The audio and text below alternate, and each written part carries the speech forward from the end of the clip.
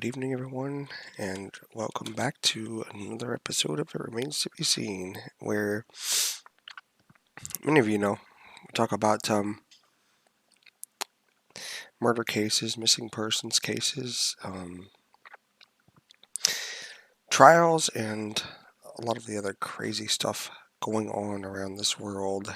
And as always, over here on this other screen, we have your beautiful hostess, Lori. Me. And have myself, Did Bob, you, over here. you notice? Did you notice? Did you notice? It's actually me. Yeah, you are there. It's not sparklies. It's not nothing. It's actually me. Yeah, beautiful sight to see, too. My opinion. I'll stand with that. You're so And sweet. I'm just stating facts as far as my opinion is concerned. And I'm just out here to spend a bit of time this evening with everybody. We're going to look into, excuse me, the Caylee Anthony case tonight. And hello, how's it going, AR? For the love of Mike, Jameson. Those are definitely interesting facts, Jameson, if you're here. Slinky. Yeah, those are definitely some interesting facts of the case. It's Hey Kiska, how are you? Hey, Kiska, AR, Mike, and whoever else I didn't say. Slinky's out there too. Slinky. Oh, you were sneaking around in there. I didn't see you. Yeah, sorry. We had to eat. Dinner came very, very late. All this drama has really seriously stopped me from being able to get some work done. Yeah, step away Hey, from DW. it. How's it going, DW? It's definitely interesting. Oh my god, I think I'm getting sick. I really don't want to get sick. I'm putting my foot down. No, you don't need to be getting sick. Damn sick bugs could go away. Right? That is for darn sure. So, how's everybody since the last time we was here? Yeah, it's Whatever amount of time that was, 3 hours, 2.5 hours, definitely flew by is all I know. the break from YouTube was pretty nice, though.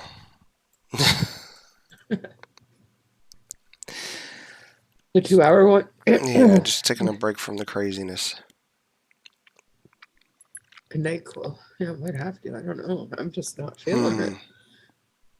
The last little bit, too. It's just been, oh my gosh. Yeah, the congestion's definitely been kicking in. Have you noticed I'm more congested yeah, now than I was? Yeah. My eyes are so ruddy. It's crazy. Anyways. Candy cane. Oh, candy cane coffee. Oh my god. Ooh. I don't even know if I can get it in Canada. That sounds really good, AR. Oh my god. Now you want me to have it right now. And I can't. And now I'm sad. Candy cane coffee. I'm just chilling with Barks root beer, but candy cane coffee, I would take that. Wouldn't it be good? Like, just the thought of it sounds amazing. Like, candy cane coffee? Like, That is for darn sure. like my two favorite things combined. How can... Oh, the candy canes did not last long around here this year. I never had any this year. Those candy canes. Only candy canes I had this year. Whoa. Jameson, welcome. I never believed Jose was capable of being unethical like that. Maybe it did happen. You know, about him and Casey, you mean? But that's what you're talking about. There was a lot of talk about that at the time. And I believe they continued on with a relationship, somewhat of a relationship, is what I heard. Could be rumors, even after she was acquitted. Now, we're definitely going to get into that and talk about that. So now what I want to do is, because the other day we kind of did a brief thing on, because we were going to compare and stuff happened. And it may have been a bit overload. We didn't get to finish going through Caylee Anthony's case, reading through things. So we're just gonna do that together tonight. And candy cane creamer. How Oh did man. that even come about, Slinky? Because all of a sudden it was like one day her dad was accused of SA and everything else. And I was just like, oh, no way. Like, don't say. And then Cindy backing Casey for however long. And seemed like what she was doing was supporting her. I think maybe she wanted just answers. And that had to have been a tough situation for her mother because holy crap.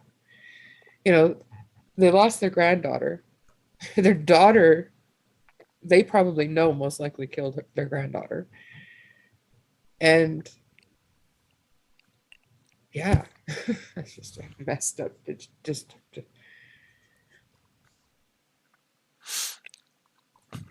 I always kind of believed those two were doing it.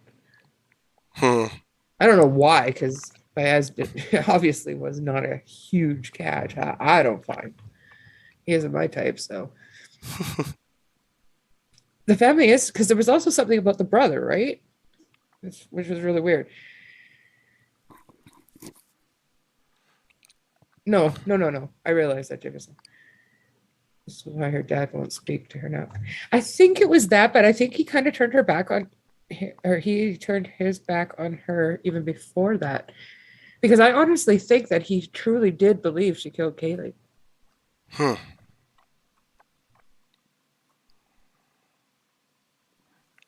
I'll have to grab that.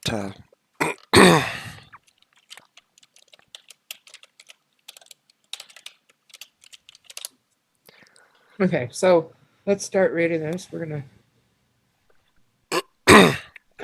I don't know if he. No, I can't see him being guilty of that. He was never charged with anything, I don't think.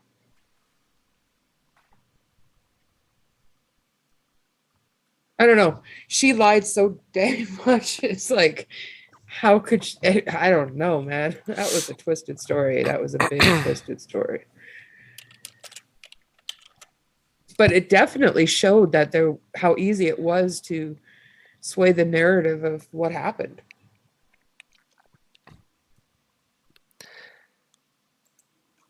And it's crazy, because if you have enough strength behind the narrative that you create, it could be trouble for everyone else. Um, All right, I got a link here. oh, Do you want to start? I've already read this part. mm-hmm. Here, I'll give you the thing. Not that I mean, I don't mind, but No, it's fine. you've already heard me yammer about it.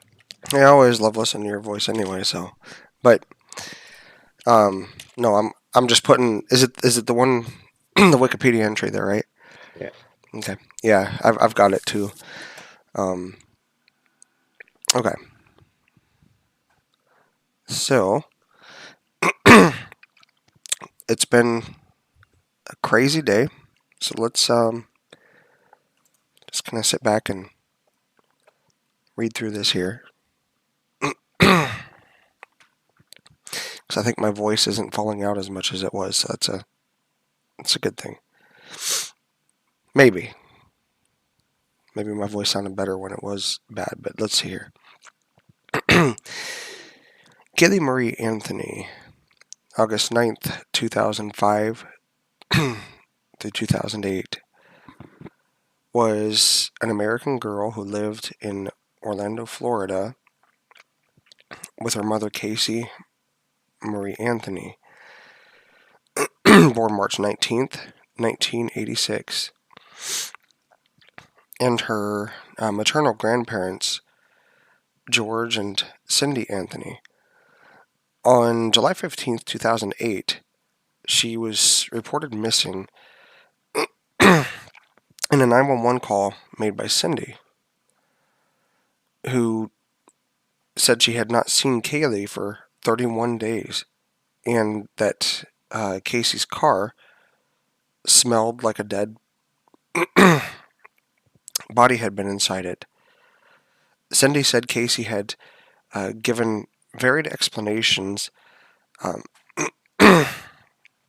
as to Caylee's whereabouts before finally telling her that she had not seen Caylee for weeks. Casey lied to detectives, telling them that Caylee had been kidnapped by a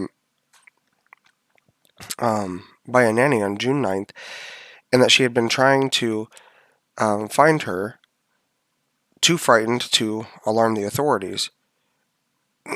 She was charged with first-degree murder in October 2008 and pleaded not guilty.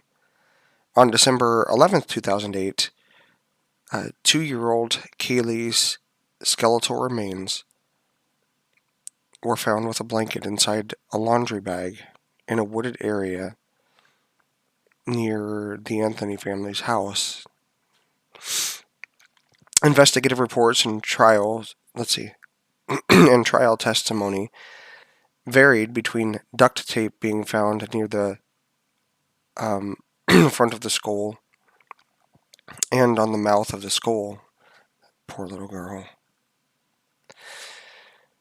The medical examiner mentioned duct tape as one reason she determined the death was a homicide,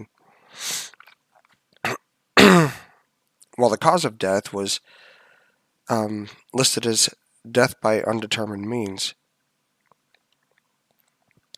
The trial lasted 6 weeks from May to July 2011.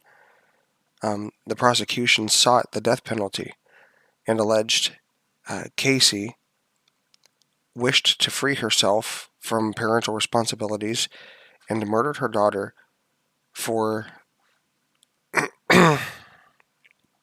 or by administering chloroform and applying duct tape. The defense team, led by Jose Baez, countered that the child had drowned accidentally in the family's swimming pool on June 16, 2008, and that George Anthony disposed of the body. The defense contended that Casey lied about this and other issues because of a dysfunctional upbringing, which they said included sexual abuse by her father. The defense did not present evidence as to how Caylee died, nor evidence that Casey was sexually abused as a child, but challenged every piece of the prosecution's evidence, calling much of it hearsay forensics.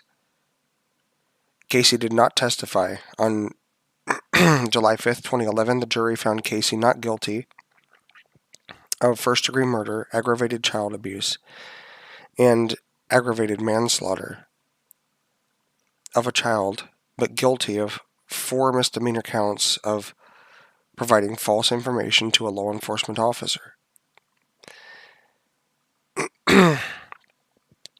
With credit for time served, she was released on July 17th, 2011.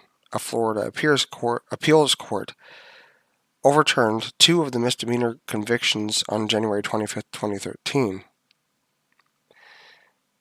The not guilty murder verdict was met with public outrage and was both attacked and defended by media and legal commentators. Some complained that the jury misunderstood the meaning of reasonable doubt, while others said the prosecution relied too heavily on the defendant's allegedly poor moral character because they had been unable to show conclusively how the victim had died. Time magazine described the case as the social media trial of the century. According to Casey Anthony's father, George Anthony, Casey left the family's home on June 16th, 2008, taking her daughter Caylee, who was almost 3 years old, with her. and did not return for 31 days. Casey's mother, Cindy, asked repeatedly during the month to see Caylee, but Casey claimed that she was too busy with a work assignment in Tampa, Florida. At other times, she said Caylee was with the nanny, who Casey identified by the name of Zenaida Zanny Fernandez Gonzalez, or at the theme parks or the beach. It was eventually determined that a woman named Zenaida Fernandez Gonzalez did in fact exist, but that she had never met Caylee, or any other member of the Anthony family, nor any of Casey's friends. Learning that Casey's car was in a tow yard, George Anthony went to recover it. He and the tow yard attendant noted a strong smell coming from the trunk. Both later stated that they believed the odor to be that of a decomposing body.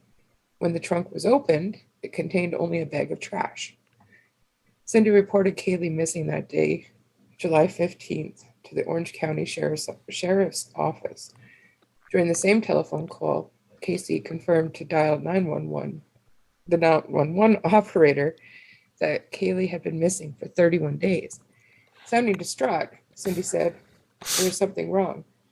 I found my daughter's car today and it smells like there'd been a dead body in the damn car." Hmm. Okay. I was just checking the chat over there really quick. And some good discussion going on over there. I did want to say something, though, about Jameson's comment about the FBI. I didn't know that. I didn't know that the whole family declined. I mean, obviously, Casey must have, she would have failed. But yeah, I get that. Why decline if you're not guilty of anything? I never said Cindy and George were innocent. I mean, obviously, people have their assumptions. And they did look guilty like crazy there for a while. Hey, Sherry. Hey, Sherry, Or how's it Sherry. going? All right.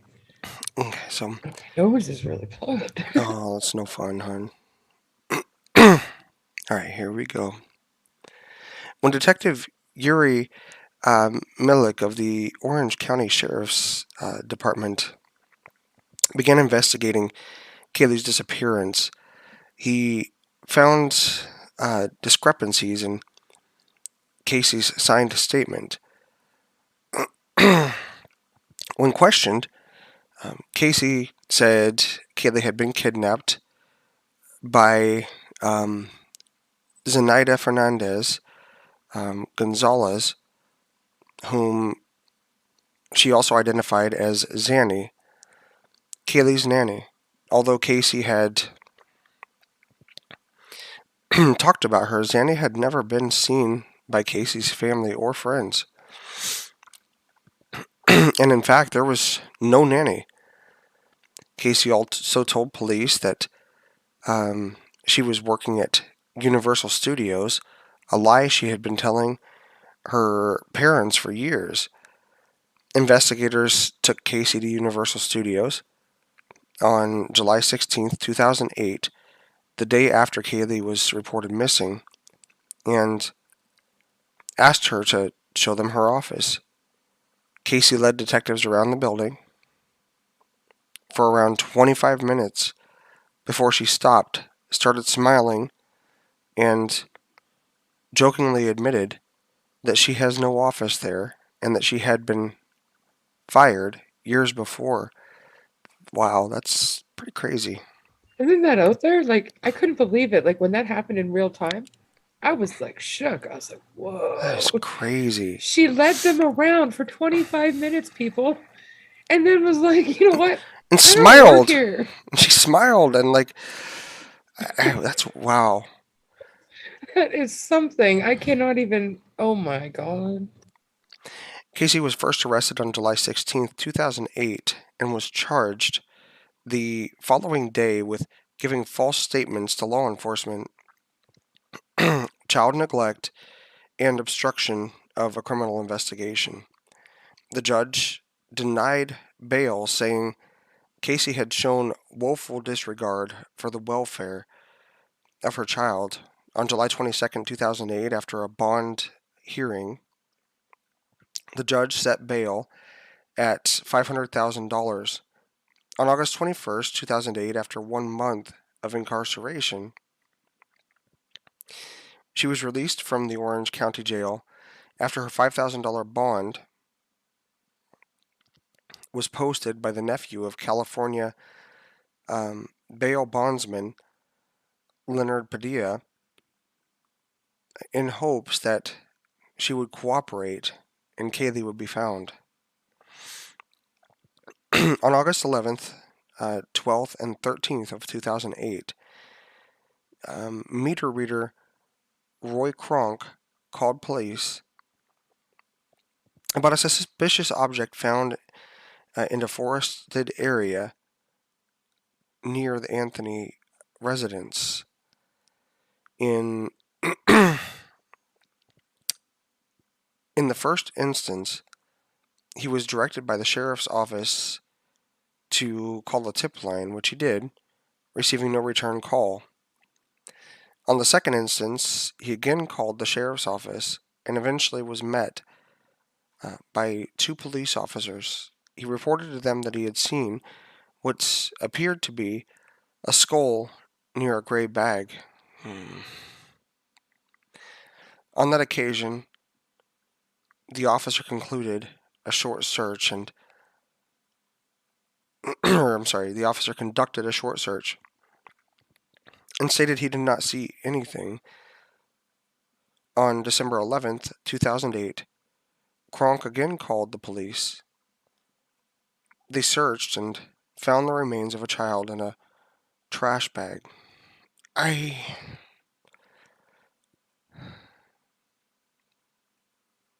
You know, I can't understand this mentality of literally throwing someone away, especially a child. An adult just as well, but a child even more so. I cannot fathom it. I could not. I would never be the same without my boys in my life. Investigative teams recovered duct tape, which was hanging from her, attached to the skull, and some tissue left on the skull. Over the next 4 days, more bones were found in the wooded area near the spot where the remains initially had been discovered.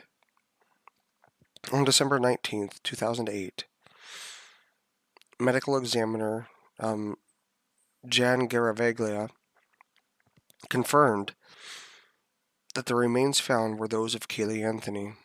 The death was called a homicide, and the cause of death listed as undetermined.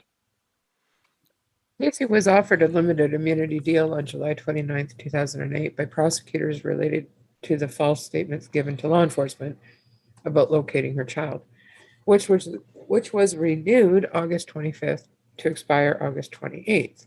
She did not take it. On September 5th, 2008, she was released again on bail for all pending charges after being fitted with an electronic tracking device. Her $500,000 bond was posted by her parents, Cindy and George Anthony, who signed a promissory note for the bond. On October 14th, 2008, Caylee Anthony was indicted by a grand jury on charges of first-degree murder, aggravated child abuse, aggravated manslaughter of a child, and 4 counts of providing false information to police. She was later arrested, and Judge John Jordan ordered that she be held without bond. On October 21st, 2008, the charges of child neglect were dropped against Caylee, according to state attorney's office, because as the evidence proved that the child was deceased, the state sought an indictment on the legally appropriate charges. On October 28th, Anthony was arraigned and pleaded not guilty to all charges. On April 13th, 2009, prosecutors announced that they had planned to seek the death penalty in the case. Wow, you mean the shit when that happens. Mm-hmm. I'm just saying. 400 pieces of evidence were presented. A strand of hair was recovered from the trunk of Casey's car, which was microscopically similar to hair taken from Casey's hairbrush. The strand showed root banding, in which hair roots from a dark band after death, which was consistent with hair um, from a dead body. Okay. Kronk, who discovered the remains, repeated the same basic story that he had told police on Friday, October 24th, 2008. A forensic report by Arpad Vass of the Oak Ridge National Laboratory judged that results from an air sampling procedure called LIBS performed in the trunk of Caylee Anthony's car showed chemical compounds consistent with a decompositional event based in the presence of 5 key chemical compounds out of over 400 possible chemical compounds that vast research group considers typical of decomposition. Investigators stated that the trunk smelled strongly of human decomposition, but human decomposition was not specified on the laboratory scale. The process has not been affirmed by a Daubert's test in the courts. Vast Group also stated there was chloroform in the car trunk. In October 2009, officials released 700 pages of documents related to the Anthony investigation, including records of Google searches of the terms neck breaking and how to make chloroform on a computer accessible to Casey, presented by the prosecutors as evidence of a crime. Wow. That is some crazy stuff. Well, I think it's because the like with the computer and those searches, because it was a family computer, was it not? Like anybody Mm-hmm. had access to it. So that would be hard to like pin it just directly on her when it could have been Cindy, it could have been George, it could have been the brother, Right. or it could have been Casey. I think that I don't know. I just don't know between her and OJ. I just really feel that they're very good at getting away with murder. Anyway, continue. Yeah, I'd have to agree with that. I mean, we know that somebody was looking up those search terms in any case in the household. According to detectives, crime scene evidence included residue of a heart-shaped sticker found on duct tape over the mouth of Keely's skull. However, the laboratory was not able to capture a heart shape photographically after some duct tape was subjected to dye testing. A blanket found at the crime scene matched Kaylee's bedding at her grandparents' home. Among photos entered into evidence was one from the computer of Ricardo Morales, an ex-boyfriend of Caylee Anthony, depicting a man leaning over a woman with a rag captioned, "Win her over with chloroform." Wow. Witness John Dennis Bradley's software, developed for computer investigations, was used by the prosecution to indicate that Casey had conducted extensive computer searches on the word chloroform 84 times. This is where Right, Jameson's but Jameson had a comment on that, didn't he? toward the beginning. Toward the beginning. Okay, here. Jameson had said, uh, uh, oh, a second fun fact, it was presented at trial that Caylee Anthony searched for chloroform 84 times. But something that wasn't reported much was that she only searched for it once, and Tech made it appear 84 times in the forensics. Mm. Crazy stuff, Jameson. Um, so computer searched for the word chloroform 84 times, and to suggest that Anthony had planned to commit murder. He later discovered that a flaw in the software um, misread the forensic data and that the word chloroform had been searched for only one time. There we go. Jameson had it first, though. Points to Jameson. Yep. Points to Jameson. And the website in question offered information on the use of chloroform in the 19th century. Okay. I think. Hold on. I forgot my cue. Sorry. The lead prosecutor in the case was Assistant State Attorney Linda Drain Burdick. Assistant State Attorneys Frank George and Jeff Ashton completed the prosecution team. Lead counsel for the defense was Jose Baez, a Florida criminal defense attorney. Attorneys Jay Shenny, Mason, Dorothy Clay Sims, and Ann Finnell served as co-counsel during the trial. Attorney Mark Lipman represented George and Cindy Anthony. Jury selection began on May 9th, 2011. How do you say that? I don't live in where you guys. how do you spell it? No, it's the county. Yeah. I'm trying to find it. P-I-N-E.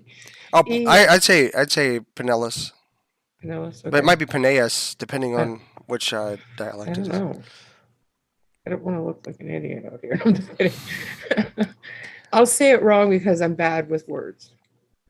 Criminal Justice Center in Clearwater, Florida, because the case had been so widely reported in the Orlando area. Now, this was back when the internet was still kind of, social media, I guess I should say, was still kind of, It was MySpace days. yeah, it wasn't like Facebook is today, or, I mean, like you have on YouTube or you have with any of the other TikTok, Twitter, whatever. Things didn't get around as fast as it does today. Um, Jurors were brought from I can't remember what you said it was. Whatever that county is to Orlando.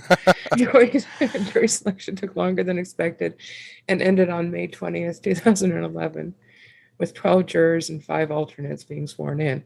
The panel consisted of 9 women and 8 men. Oh, I'm not sure that's fair. They should be even.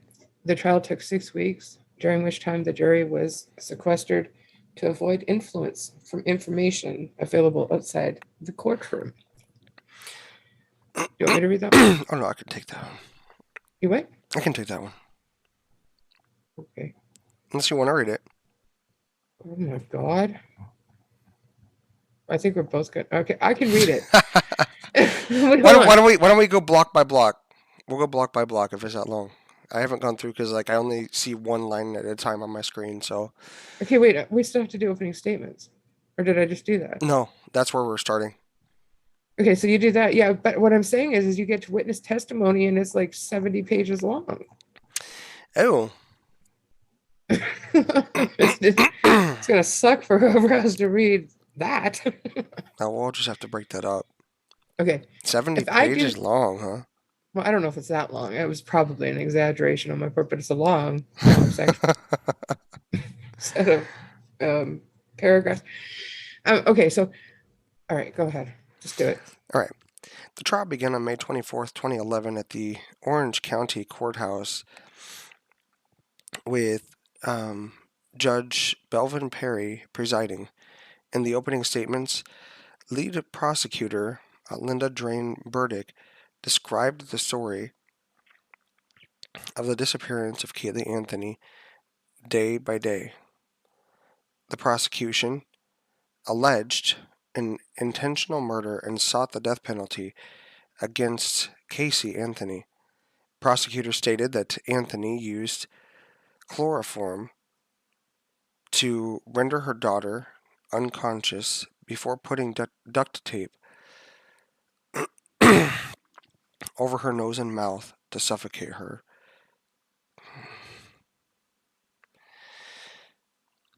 And left Caylee's body in the trunk of her car for a few days before disposing of it. They characterized Anthony as a party girl who killed her daughter to free herself from parental responsibility and enjoy her personal life. The defense, led by Jose Baez, claimed in opening statements that Caylee drowned accidentally in the family's pool on June 16, 2009, and was found by George Anthony, who told Casey she would spend the rest of her life in jail for child neglect, and then proceeded to cover up Caylee's death. Bias argued this is why Caylee Anthony went on with her life and failed to report the incident for 31 days. He alleged that it was the habit of a lifetime for Casey to hide her pain and pretend nothing was wrong because she had been sexually essayed, man, by George Anthony since she was 8 years old, and her brother Lee also had made advances toward her. Bias also questioned whether Roy Kronk, the meter reader who found the bones, had actually removed them from another location, and further alleged that the police department's investigation was compromised by their desire to feed a media frenzy about a child's murder rather than a more mundane drowning. He admitted that Casey had lied about there being a nanny named Zenaida Fernandez Gonzalez. That's my turn. Okay. Prosecutors called George Anthony as a first witness, and in a response to their question, he denied having essayed his daughter, Caylee. Anthony testified he did not smell anything resembling human decomposition in Caylee's car when she visited him on June 24th, but he did smell something similar to human decomposition when he picked the car up on July 15th. Cindy Anthony testified that her comment to 911 that Caylee's car smelled like someone died was just a figure of speech. Baez asked an FBI analyst about the paternity test. About the paternity test the FBI conducted to see if Lee Anthony, Caylee's brother, was Caylee's father. She told the jury the test had come back negative. Regarding the photo on the computer of Ricardo Morales, an ex-boyfriend of Caylee Anthony, depicting a poster with a caption, "Win her over with chloroform," Morales said the photo was on his MySpace page and that he had never discussed chloroform with Anthony or searched for chloroform on her computer. Prosecution called John Dennis Bradley, a former Canadian law enforcement officer who developed software for computer investigations to analyze a data file from a desktop taken from the Anthony home. Bradley said he was able to use a program to recover deleted searches from March 17th and March 21st, 2008, and that someone searched the website psi-spot.com for chloroform 84 times. Bradley expressed his belief that some of these items might have been bookmarked. Under cross-examination by the defense, Bradley agreed there were 2 individual accounts on the desktop and that there was no way to know who actually performed the searches. police dog handler Jason Forgy testified that Juras, a German Shepherd cadaver dog, certified in 2005, indicated a high alert of human decomposition in the trunk of Casey's car. See, if the dog indicated there was decomposition, I just don't understand. Yeah, that's So far, we've learned that there was chloroform searches on a computer. Car smelled like there was a dead body in the damn car. Casey lied several times within the first few minutes of talking to law and enforcement. smiled about it. Um, the father even said that it smelled like decomposition, and he was a past.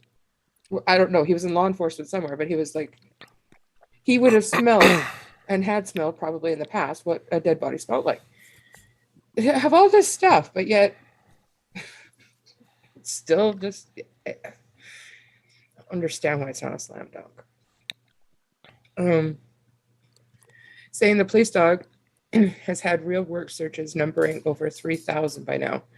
During cross-examination, Baez argued that the dog's search records were hearsay. Sergeant Kristen Brewer also testified that her police dog Bones signaled decomposition in the backyard during a search in July 2008. Well, that's interesting. Huh. However, neither police dog was able to detect decomposition during a second visit to the Anthony home. Brewer explained that this was because whatever had been in the yard was either moved or the odor dissipated. Wow. Prosecution called Chief Medical Examiner Jen Garavaglia, I don't know, whatever, who testified that she determined Caylee's manner of death to be homicide, but listed it as death by undetermined means. She took into account the physical evidence presented on the remains she examined, as well as the available information on the way they were found and what she'd been told by the authorities before arriving at her determination. We know by our observations that it's a red flag when a child has not been reported to authorities with injury. There's foul play, she said, and continued, there is no child that should have duct tape on its face when it dies. Additionally, she addressed the chloroform evidence found by investigators inside the trunk of Casey's car, testifying that even a small amount of chloroform would be sufficient to cause death to a child. Do you want to continue? Let's check chat really quick before we. Because I've just been trying to keep up with everything. I didn't want to fall behind in the reading. Oh, hey, Mr. Positive. Sorry I missed you. How's it going, Mr. Positive?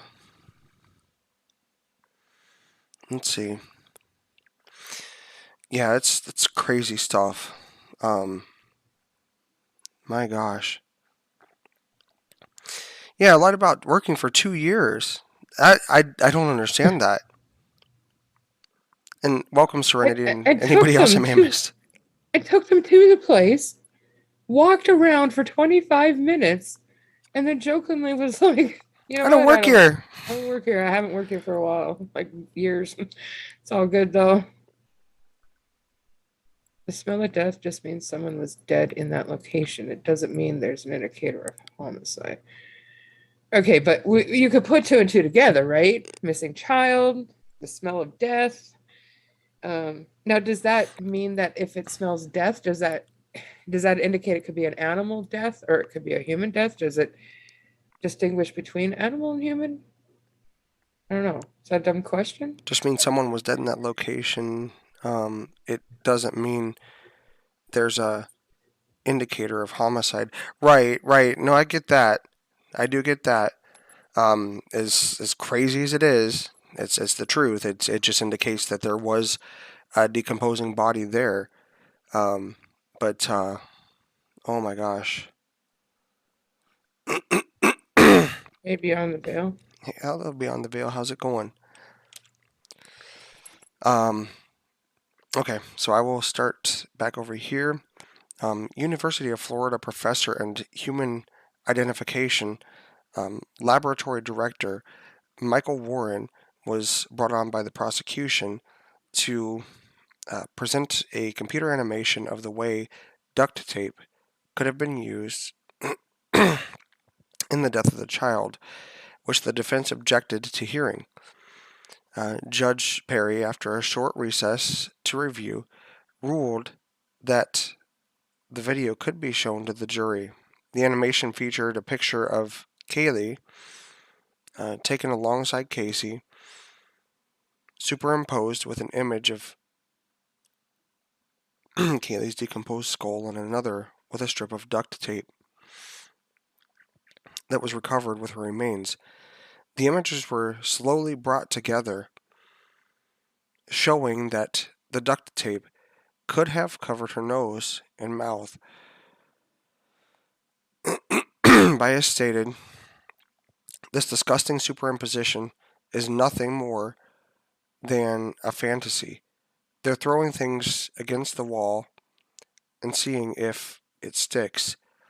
Jurors were seen taking notes of the imagery, and Warren testified that it was his opinion that the duct tape found with Caylee's skull was placed there before her body began decomposing.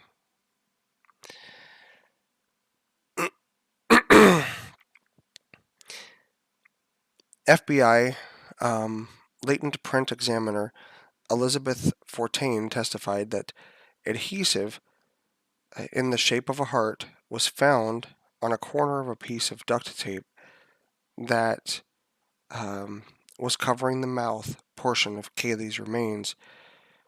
During ultraviolet testing, Fontaine examined 3 pieces of duct tape found on Caylee's remains for fingerprints and said she did not find fingerprints, but did not expect to, given the months the tape and remains had been outdoors and exposed to the elements, stating that any oil or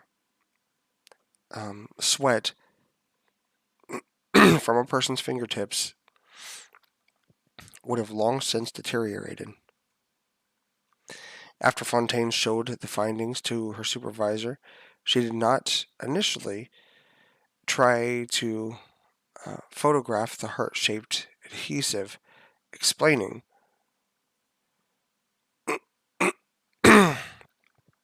"When I observe something is unexpected, I note it and continue with my examination." During the defense's cross-examination, Fontaine explained that when she examined the sticker evidence a second time, after subjecting the tape to dye testing, it was no longer visible.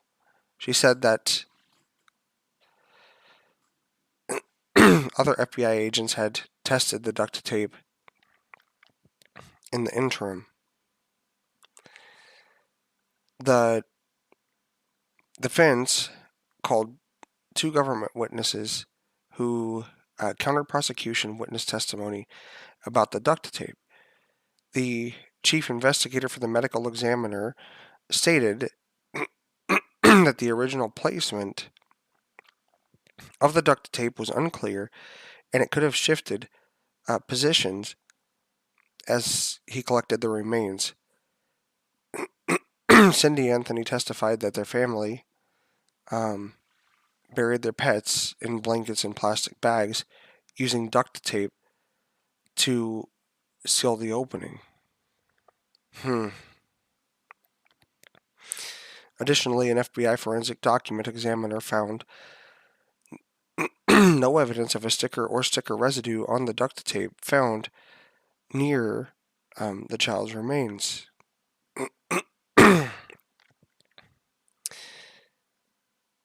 The defense called forensic pathologist Dr. Werner Spitz, who performed a second autopsy on Caylee after Garavaglia and challenged Garavaglia's autopsy report. He called her autopsy shoddy, saying it was a failure that Caylee's skull was not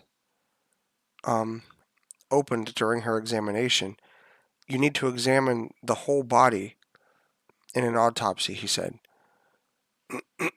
Spitz stated that he was not allowed to attend Garaveglia's initial autopsy on Caylee's remains, and that from his own follow up autopsy, he was not comfortable ruling the child's death a homicide.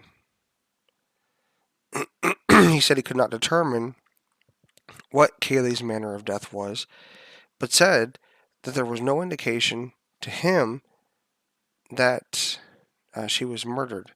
Additionally, Spitz testified that he believed the duct tape um, found on Caylee's skull was placed there after the body decomposed. Um, Wait. Ho, stop. Okay. I'm confused a little bit. Sorry to interrupt, but I'm a little bit confused. They couldn't deem it a homicide, even though this child was in a bag, was it not? That had a blanket or it yeah, got and was just discarded into the wilderness by the home where they buried their pet animals. What but the actual hell? evidently, though, Garavaglia didn't do, by the sound of this, the way that the article is conveying it, um, she didn't do her job very thoroughly. And I don't know. Um, What's really sad about that is that Dr. G, medical examiner, was a show after this, I do believe, or maybe even before. I'm not too sure, but it definitely kicked her career up a few notches, in my opinion. wow. And yeah, so anyhow, that's that. Wow. Let's see. Opining that if the tape was placed on the skull, there should have been DNA left on it. Oh my goodness. No, no, no, no. Hey, Google. Oh my goodness. Oh my goodness. Hold on, guys. You gotta love when that happens. I wasn't even talking to you. I wasn't talking to you.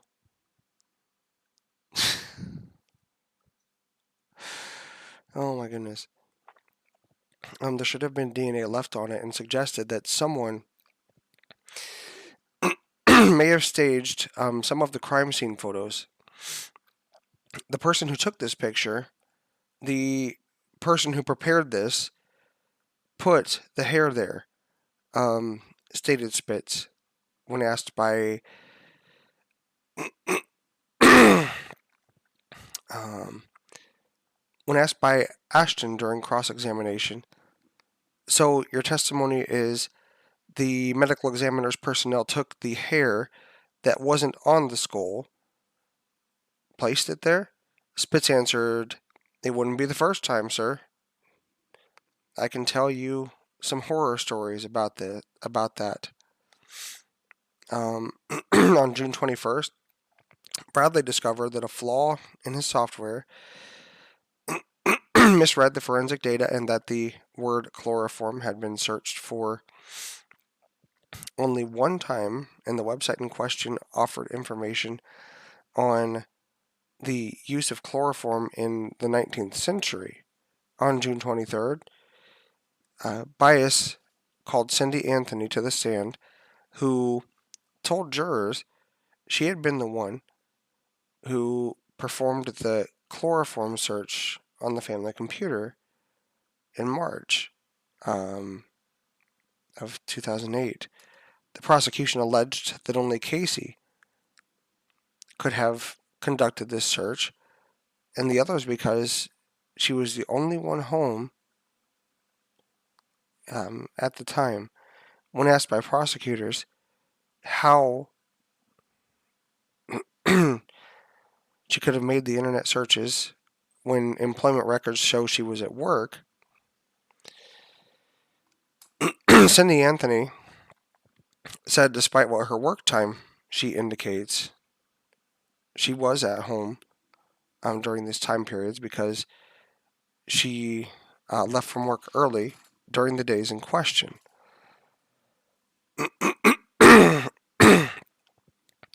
Bradley alerted prosecutor Linda Burdick and Sergeant Kevin Singer of the sheriff's office the weekend of June 25th about the discrepancy in his software and volunteered to fly to Orlando at his own expense to show them.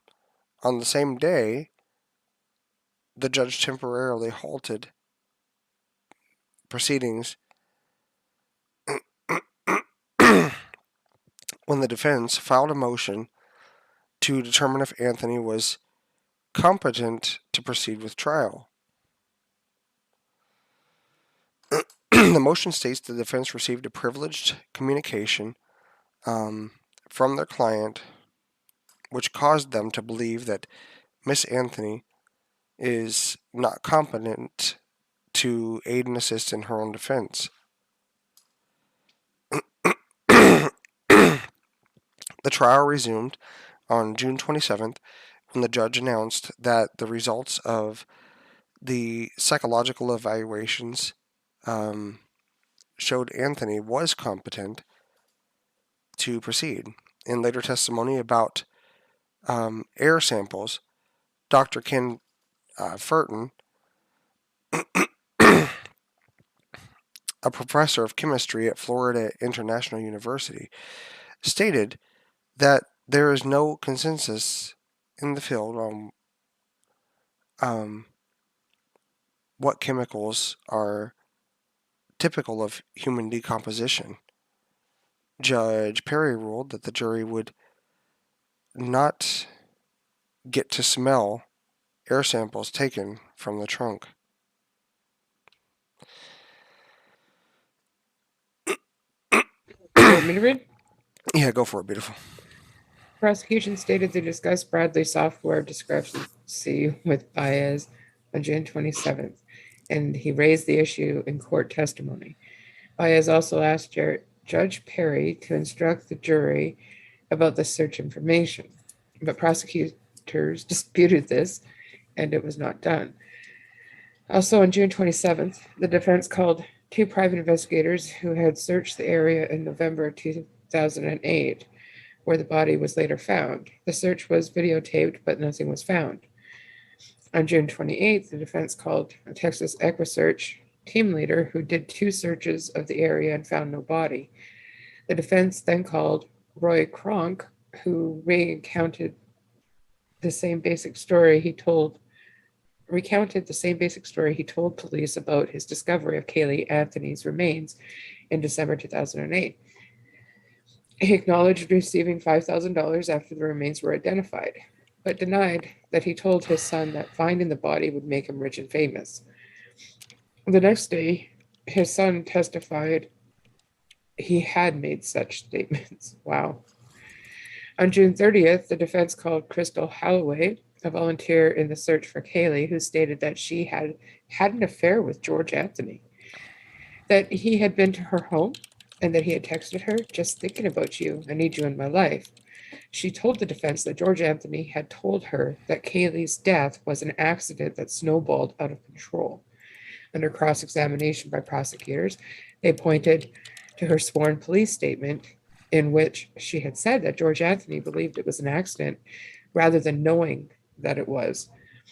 In her initial report, Holloway reported George Anthony saying, "I really believe it was an accident that just went wrong, and Caylee Anthony tried to cover it up."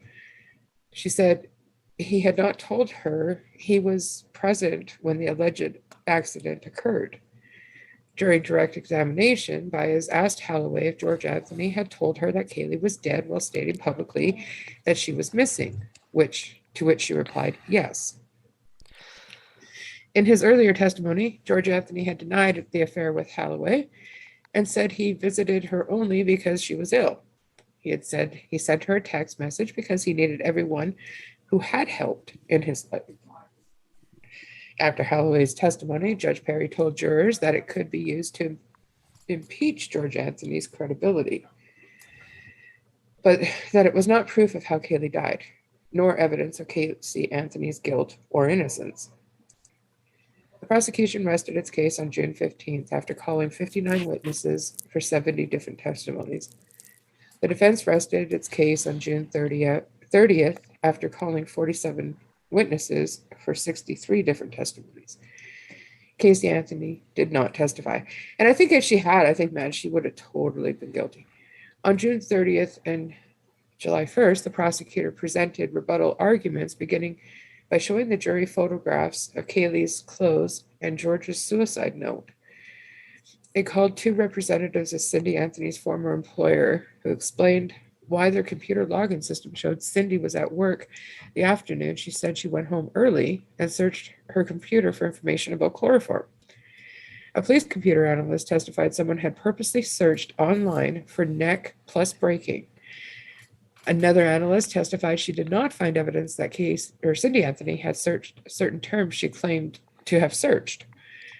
Anthropology professor Dr. Michael Warren from the University of Florida was recalled to rebut a defense witness on the need to open a skull during an autopsy. The lead detective stated that there was no phone calls between Cindy and George Anthony during the week of June 16th, 2008.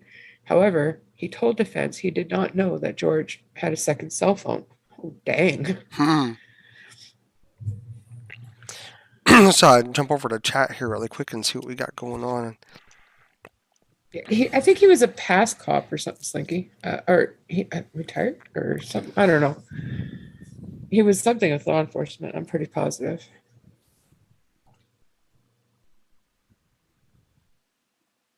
Let me see. That's a good question. I'll look that up. And for the love of Mike, had a good question earlier on too, about why they when Casey was found not guilty, why they didn't continue the search for the murderer. Exactly. Yeah, why was that?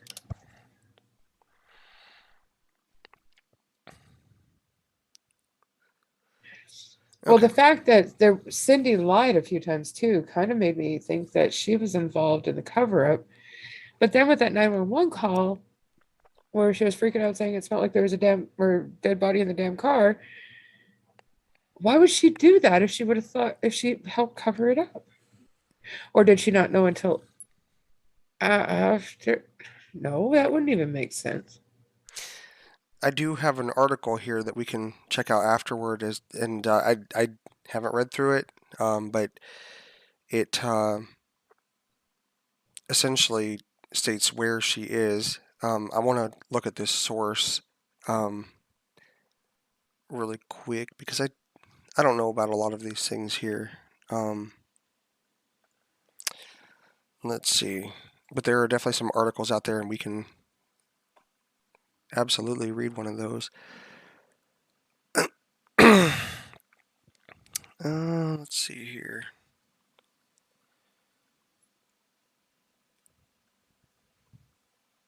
Okay. I'll grab that for hereafter, and then I will jump over here, and we'll continue going through. Okay. Closing arguments were heard July 3rd and July 4th. Jeff Ashton, for the prosecution, told the jury, when you have a child, that child becomes your life. This case is about the clash between that responsibility and the expectations that go with it, and the life that Caylee Anthony wanted to have. He outlined the state's case against Caylee, touching on her many lies to her parents and others, the smell in her car's trunk, identified by several witnesses, including her own father, as the odor from human decomposition, and the items found with Caylee's skeletal remains in December 2008. He emphasized how Caylee maintains her lies until they absolutely cannot be maintained anymore, and then replaces them with another lie, using Zanny the Nanny as an example. Anthony repeatedly told police that Caylee was with a nanny that she specifically identified as Zenaida Fernandez Gonzalez. Police, however, were never able to find the nanny. Authorities did find a woman named Zenaida Fernandez Gonzalez, but she denied ever meeting the Anthonys. Wow. Ashton reintroduced the items found with Caylee's remains, um, including a Winnie the Pooh blanket that matched the bedding at her grandparents' home, one of a set of laundry bags.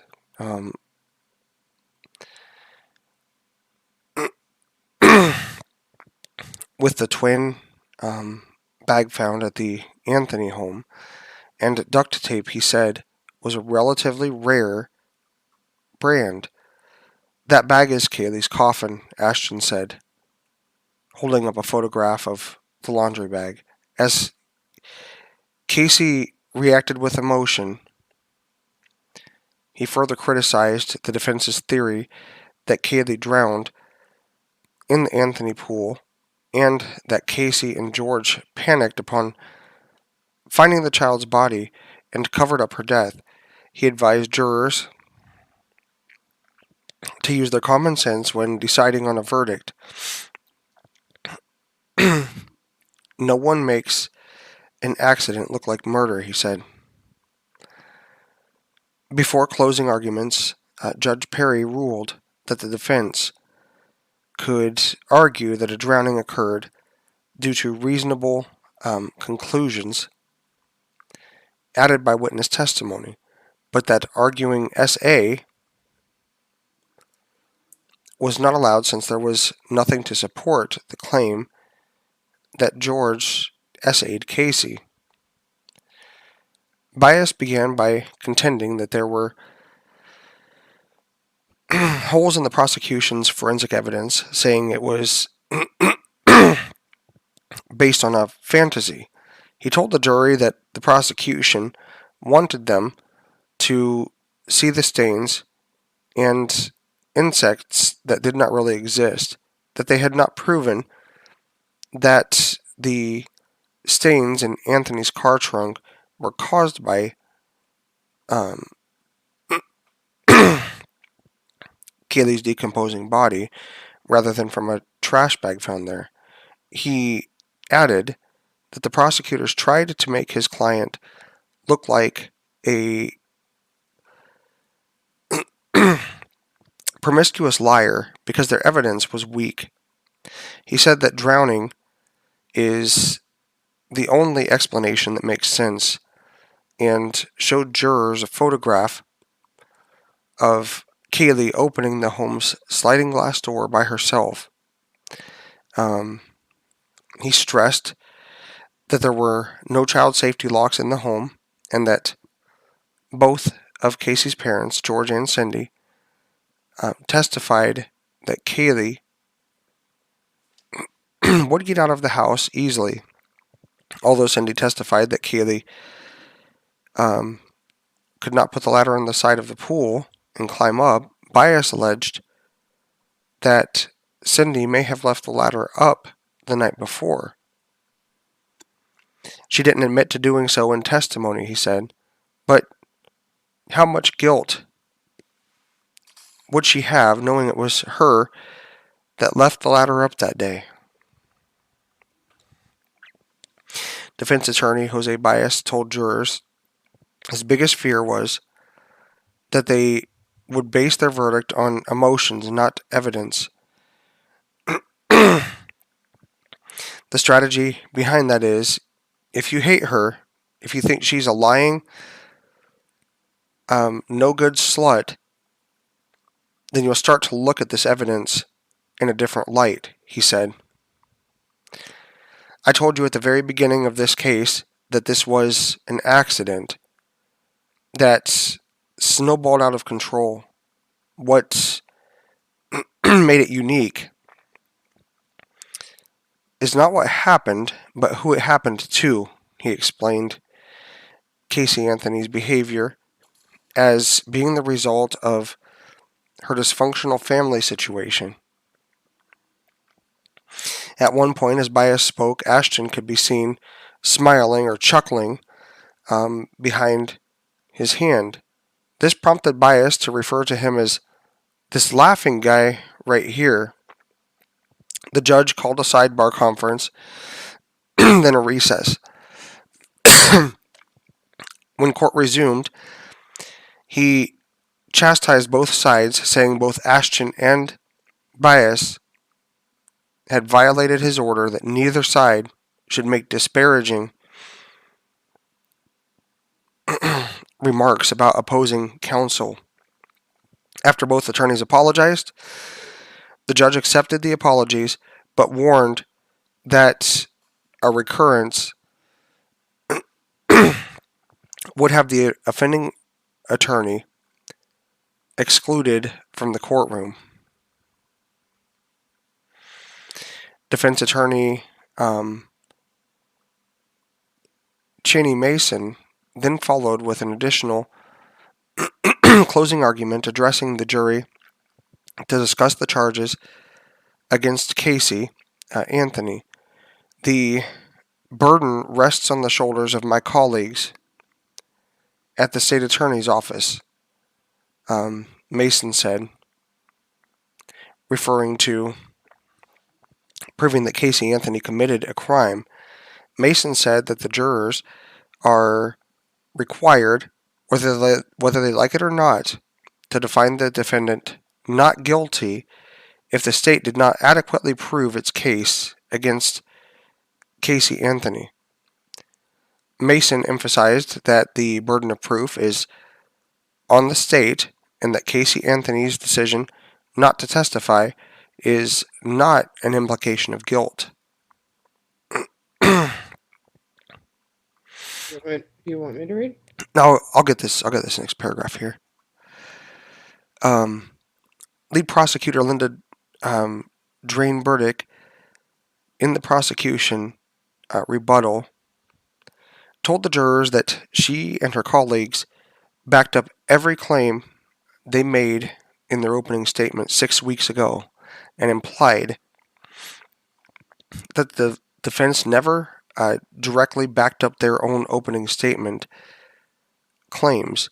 My biggest fear is that common sense will be lost in all the rhetoric of the case, she said, insisting that she would never ask the jury to make their decision based on emotion, but rather the evidence. Responses to guilt are oh so predictable, she stated. What do guilty people do? They lie, they avoid, they run, they mislead, they divert attention away from themselves, and they act like nothing is wrong. She suggested that the garbage bag in the trunk of the car was a decoy put there to keep people from getting suspicious about the smell of the car when she left it abandoned in a parking stall directly beside a dumpster in an Amscott parking lot. Whose life was better without Caylee, she asked, stressing how George and Cindy Anthony were wondering where their daughter and granddaughter were in June and July 2008. The same time, Caylee was staying at her boyfriend's apartment while Caylee's body was decomposing in the woods. That's the only question you need to answer in considering why Caylee Marie Anthony was left on the side of the road dead. Burdick then showed the jury a split screen with a photo of Caylee partying at a nightclub on one side and a close-up of the Bella Vita, meaning beautiful life, tattoo that she got weeks after Caylee died on the other. This is almost. The jury began deliberations on July 4th. On July 5th, prosecutors stated that during deliberations, they were about to give the jury the corrected information with regard to Bradley's software discrepancy. However, the jury reached a verdict before they could do so. One legal analyst stated that if the jury had found Casey guilty before receiving the exculpatory evidence, the prosecution's failure to fully disclose it could have been grounds for a mistrial.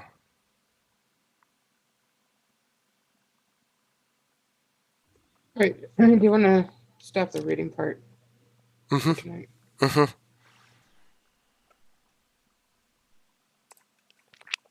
That's crazy. It's a crazy case. Is all I know. It's just crazy. So many twists and turns. The only thing is that I just wanted to address, because I know for the love of Mike had asked, if there was any information as to where Casey is.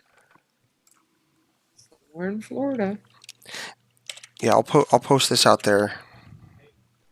There was one place that I was looking at that stated that she might be working on a movie about her life.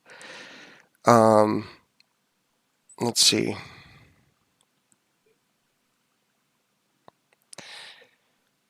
I just want to kind of go through this real quick and see here. Oh, I agree completely, Jameson. Totally fascinating.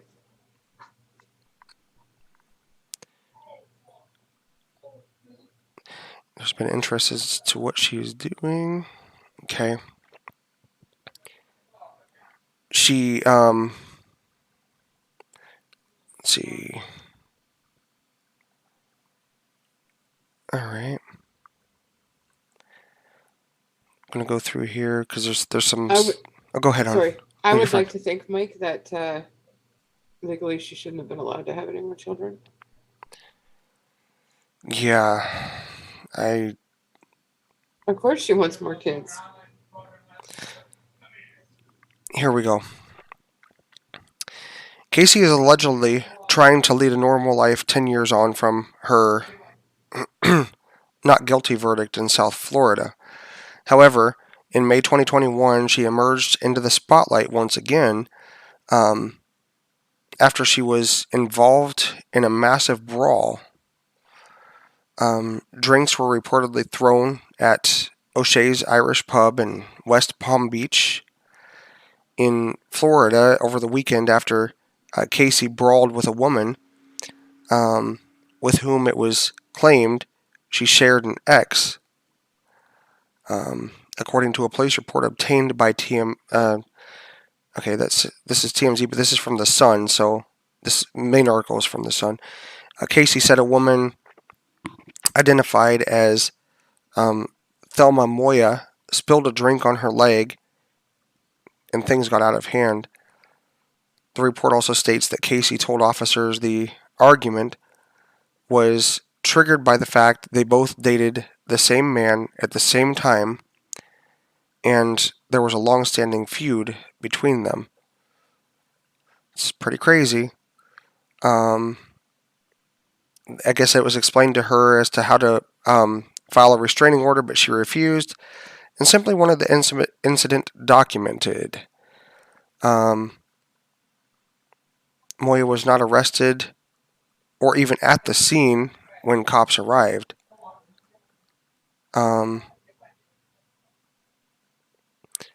Let's see. In March of 2020, a source told In Touch Weekly, I don't know anything about that particular source as to its credibility, so if anybody does, please feel free to share it out there in the chat, that Casey is writing a detailed and definitive account of her life and the tragedy of losing Caylee and everything that followed. So evidently writing some sort of a memoir. At the time, she had already written 3 chapters. She knows the book will be controversial, and that no matter what she does, she will face criticism, but she also feels she has a story that has never been told. Um, Nobody else has lived it, so no one else can tell it, are evidently her words.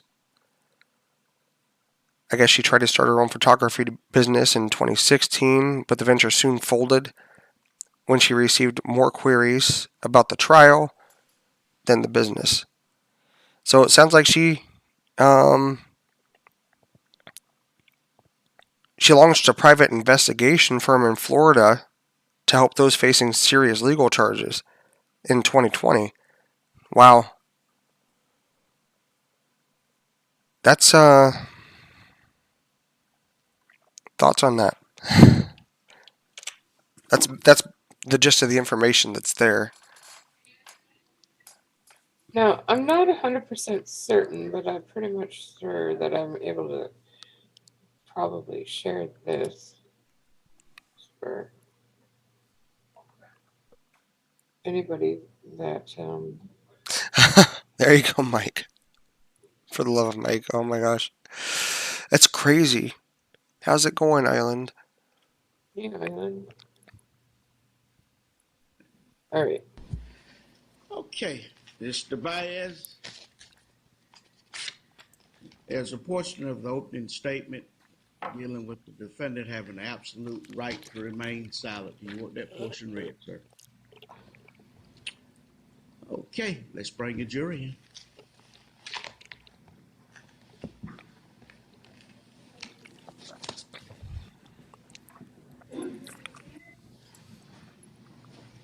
State recognized presence of jury.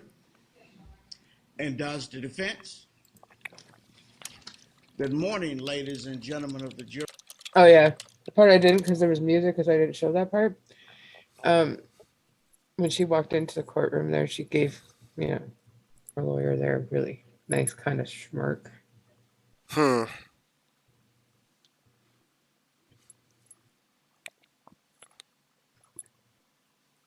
Jury, I hope you had a safe trip over. Hope all is well. I remember the trial, but I don't remember the judge. Okay. Now, did you heed all my previous admonitions while we were absent from each other, not to read, watch, nor listen to any news accounts of this case? Okay, I need to know, how do they know that they haven't? Right? Jurors. I wondered that with the Rittenhouse one too. If they go home, what's stopping them, unless they have somebody watching them the whole time? What's stopping them from looking on the internet or watching the news or totally getting their head filled with crap? I don't know. I'm just thinking, like, it's kind of strange. Okay, so my question is this: Do you guys want to watch from the beginning? Do you just want certain ones, like say when George was up on stand, or when um, apparently George was on the stand? Cindy, oh maybe Cindy. She was on the stand, wasn't she? Yeah, she was, I think. Oh, there she is. Yeah, she was there 3 times. The honor system, right? But the honor system, we all know, especially in today's society, what when does that apply? I just don't get it. The way so much hate and so much everything going on. I just don't know. Hold on, I gotta address this really quick. Well, So Serenity said Casey probably bebops around YouTube typing in chats under some strange name, and if she was trying to start a PI firm, you never know. And then AR said, "LOL, Serenity," or she is posing on one of these Krama creators. you oh my God! you Did you never ever? know. Wow, that just blows it all wide open. You just You never just can't know, trust nobody, I guess. right? Casey, if you're here,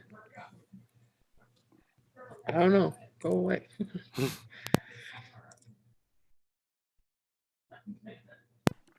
The reaction to the verdict. Let's see if we have this on this here. Let's see. Casey trial day 22. Wow. Sentence. Here we are. Here we are. I found it.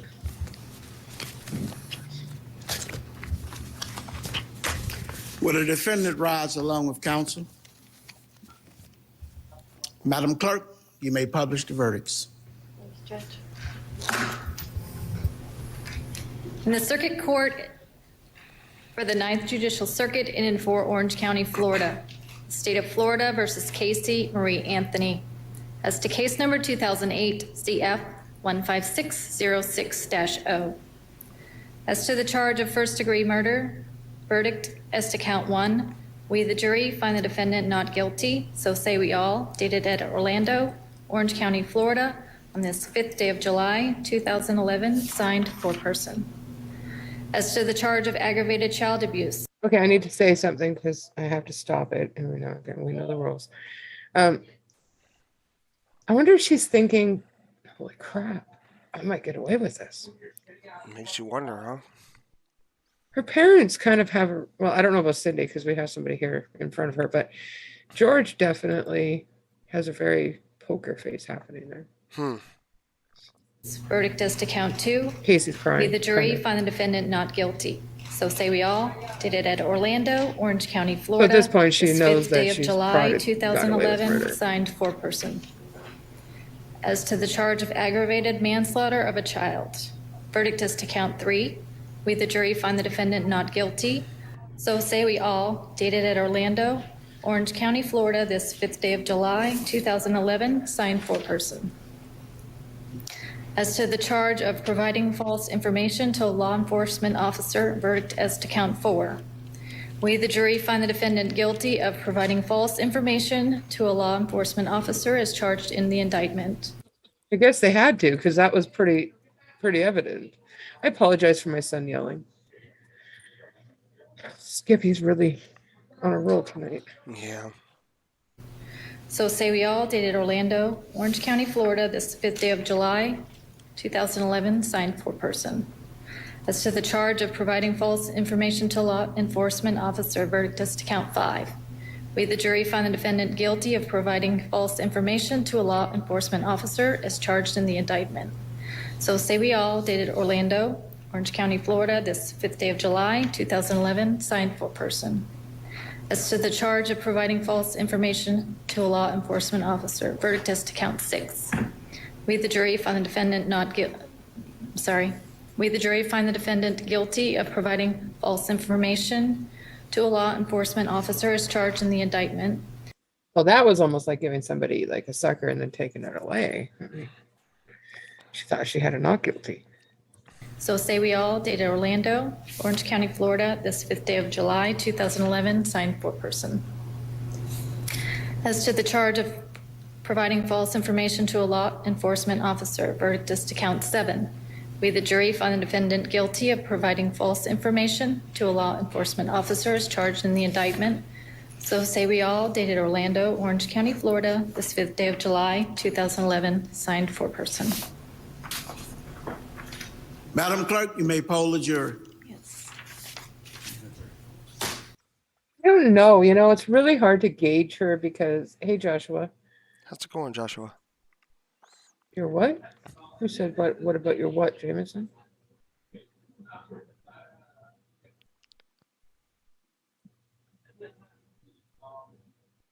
Do you guys want to hear more, or was that sufficient? I mean, I don't know. Hey, let's hold on a second. She must have.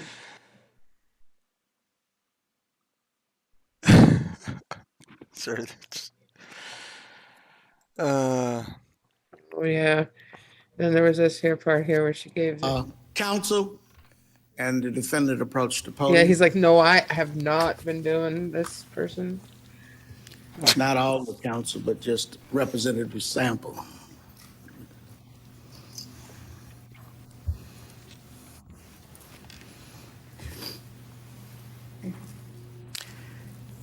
Caylee Marie Anthony, a jury of your peers, having found you not guilty as to the charge contained in count 1 of the indictment, murder in the first degree, at this time I will adjudge you to be not guilty.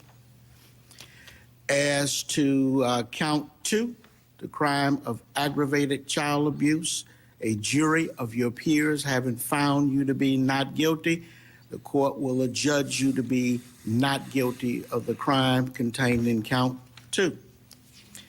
As to What I'm saying, Island Girl, everything's pointing to her. Everything's saying like, I mean, they're just going to repeat what we just heard here, I do believe. Hold on here. Yeah, that definitely would be something to know. Let's watch her leave the courtroom. Does she look at her parents? Yeah.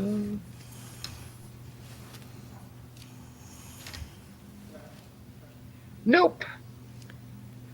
it has to be an open court.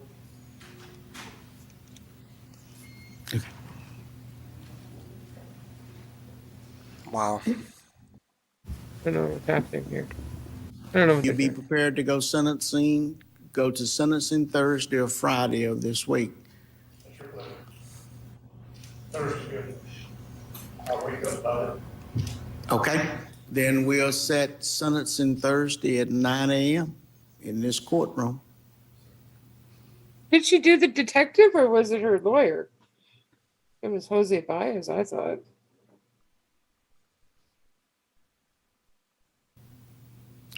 Okay, are there any other matters that we need to take up at this time? Nothing from the state, Your Honor. Ladies and gentlemen of the jury, on behalf of the citizens of the Ninth Judicial Circuit, I would like to express my sincere thanks and appreciation for your service as jurors. You are all residents of Pinellas County, Florida. There you go. That's There you go. Yep. Came over there, met with you, questioned you, and took you away from your families for a very extended period of time. And for that, I say thank you. As I told you when I first spoke with you, in talking about jury service, that one of the most important obligations of citizenship, in my opinion, was service on a jury. I tell you, it was very important that if we believed in that constitutional provision that provides a right to trial by jury, that it was important for people to serve no matter what that sacrifice would be. Parents got up and left when he was talking just then. You may be seated. This court is in recess. She's hugging her lover. And there you see Caylee Anthony. Recap, she was found not guilty of first-degree murder, not guilty of aggravated manslaughter, not guilty of aggravated child abuse. She is there hugging her attorneys. Her mother and father were in the courtroom. There was no reaction. They didn't hug each other. They didn't hold each other. They walked up, they got up and they walked out just moments after the verdict was read. Caylee Anthony found not guilty on the All right. That's crazy. Yeah, very much so. Not guilty, folks. She was not guilty about any of this. She was not guilty. I don't know how. My head shakes, but she's not guilty. And then she wants kids. I don't know if she stayed in jail until sentencing. I think that she may have, because there was credit given on her, I think her misdemeanor sentences, or the ones that she was charged with. Because the I article, know she was in jail for a while prior to the trial.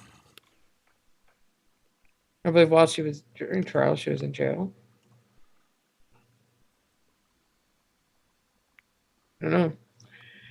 That video does. and that's a good question for the love of Mike, is who?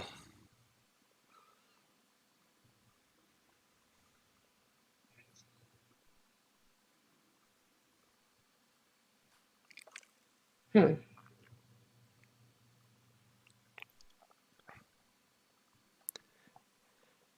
Yeah, I don't know. Um, Hang on. Maybe I can find out here. Yeah, I honestly don't know. Okay. Time served, yeah.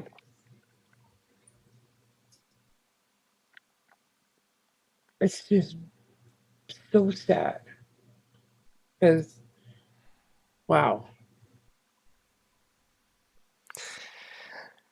I will never be able to fathom throwing another human being. It's hard with animals. I've had some cats, die when I was growing up, and we would bury them. Um, but another human being to put another human being in a garbage bag or a dumpster, something like that, just total devaluation of life.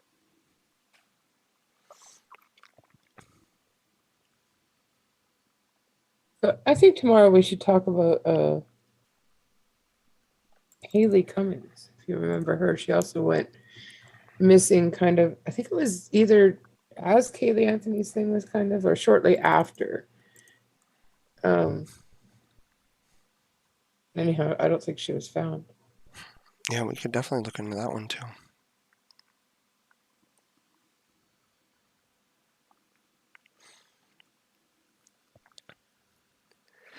Yeah, Thank you, Mike. thank you, Mike. We definitely will do more cases together. Absolutely. Yeah, if you guys have suggestions, let us know, like of ones you would like us to talk about. I know Jameson said the George Zimmerman acquittal was the worst he's seen in his lifetime.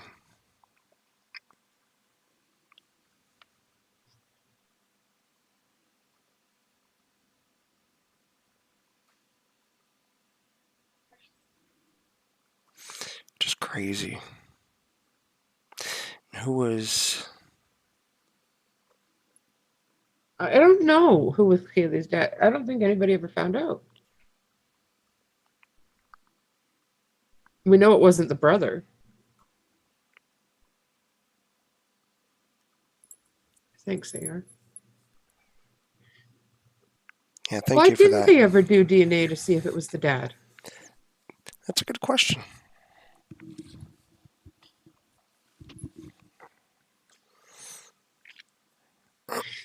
Okay, so you're found not guilty, and say it's a lie for the SA stuff and everything like that. Did she not accuse her dad and brother both of the same thing? How do you even expect to want them to talk to you after that, after you completely Right. destroyed their lives? Well, it was like it was stated there, she would lie and lie and lie, and then when the lie would get too much, then she would kind of turn it into another lie. I It really, I'm sorry. it just all I was going to say is it sounds like there was no empathy.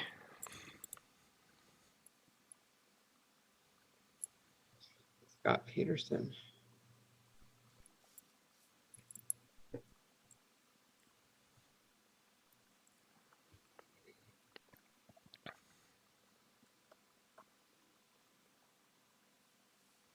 I'm trying to think. Was it that? How long ago was it when we did Scott Peterson? Back on December 12th.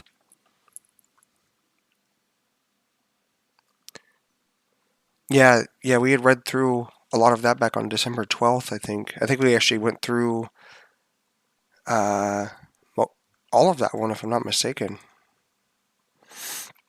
That was just messed up what happened there too.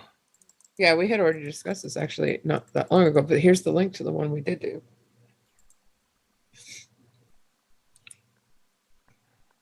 I think it was almost a whole episode of it, wasn't it? Yeah.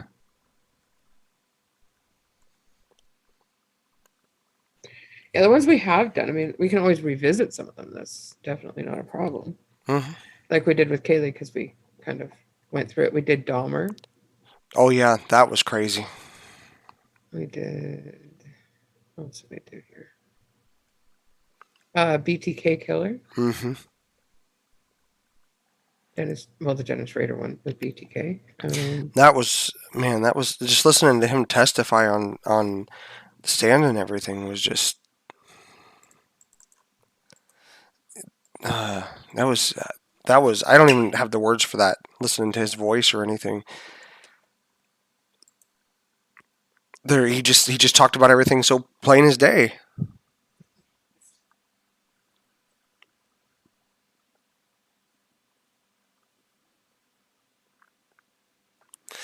Oh, I remember when the Trayvon Martin case was going on as well. OJ, we did one on OJ.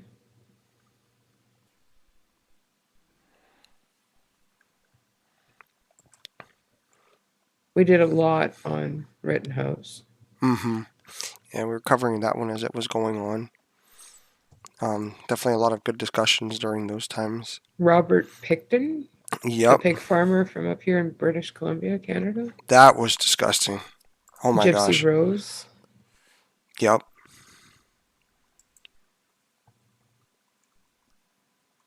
Lots on Summer. Whole lot on that little girl.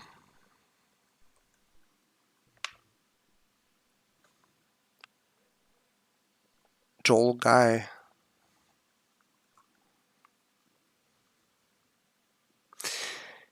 Yeah, Raiders case was definitely. Skylar. Oh yeah, Skylar Niece. We Yep, actually had her dad on. we did. Yeah, he came on. I can't remember the date, but Dave Niece did come on and October talk. 14th. And if you guys don't remember Skylar Niece, you guys want to see it, there's the video for that as well. That was back when we first actually our first month and a little bit into true crime and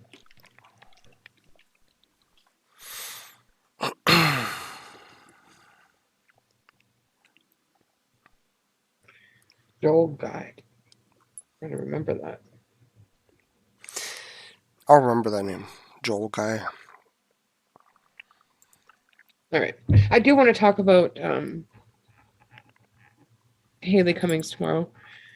I don't think she really got that much coverage. She could have got a lot more, in my opinion. And there's a lot of crap around that case, too. And like I said, I haven't really checked into it to see what the end result was, if they ever ended up finding her. But I would like to discuss her. I don't think it'll take up the whole show, though, so we can definitely look at another one. Unless there's something going on in the news, then of course we'll talk about that. Or We also need to revisit Fucci because there was some updated information. right, yes, definitely. Prepare yourself, Bob and Lori. Oh, Yeah, Joel Guy. They're saying it's pretty oh, it was really tough reading the Dahmer one. Like really, Jessica Lunsford. I should probably write this down. I'm just kind of thinking outside of the box on this one.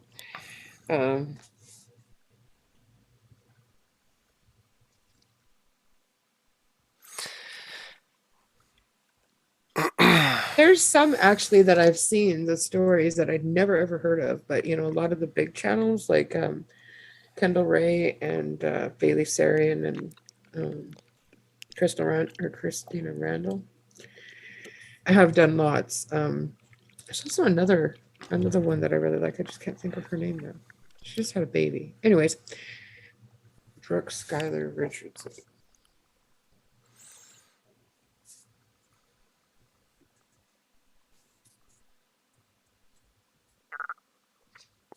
It's like you said. I thought Haley's babysitter did it.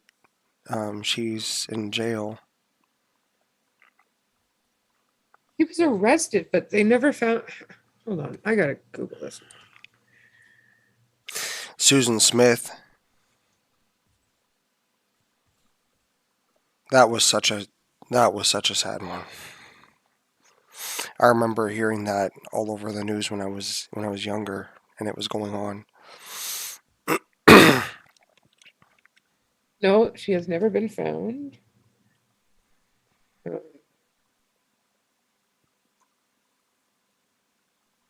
There was no evidence that she died, nor has her body ever been found. There was an article that I saw on one of my local news stations a day or two ago about a New Hampshire girl that I don't have the specific details in hand right now, but she had been missing for 2 years before she was reported missing. I've got to go and look through that article and get the background on it, but just crazy. The stepmom is in jail apparently, but she has been convicted on unrelated drug charges. I figured it was drug. I think the father also had gone to jail too.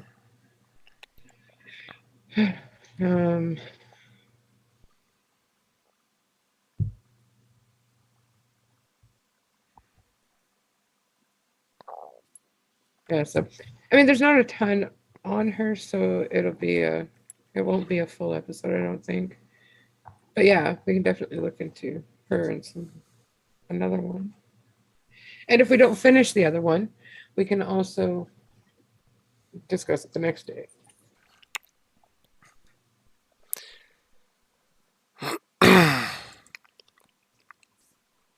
Most definitely. Okay, so I know I've been really wishy-washy about all this stuff with MGL and all that kind of crap. I said I wasn't going to put it on this channel, but I think if we do discuss it, I think I'll leave it for the afternoon. It's probably a good idea. Although And leave this open for talking about cases. And I do regret that I won't be able to be out there for most of those.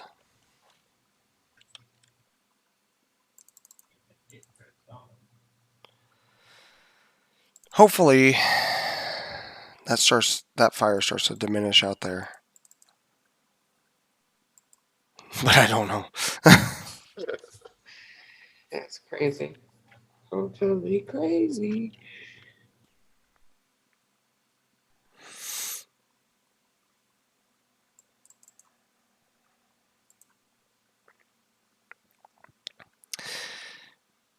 But yeah, I don't really have anything else.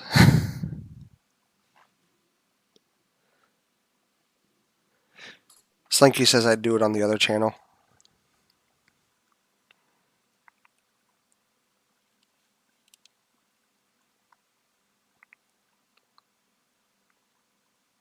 Uh-oh. You still there? Yeah, I'm here. Okay. Um,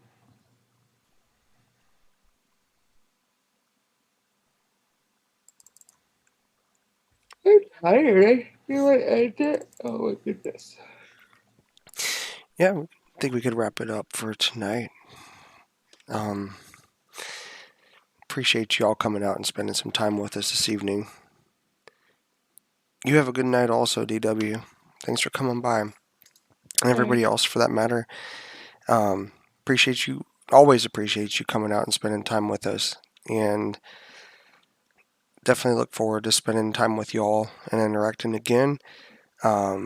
If there's anything big that comes out, Lori or both of us will be out tomorrow in the mid-morning, early afternoon if there's anything going on. Otherwise, before you go,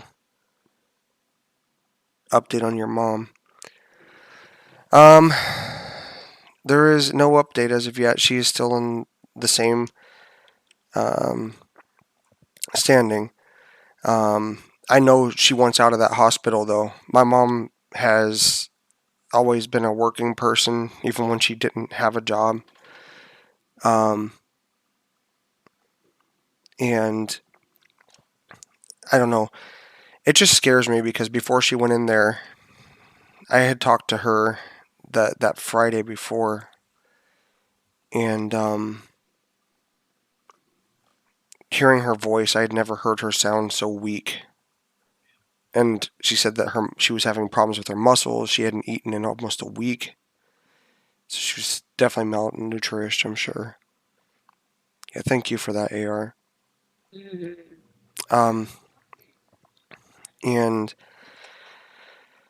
But the thing that scares me is that it's been so long that she's been in there, and instead of her oxygen going down, they had increased it to 60. It scares me. Like, she turned 67 this year.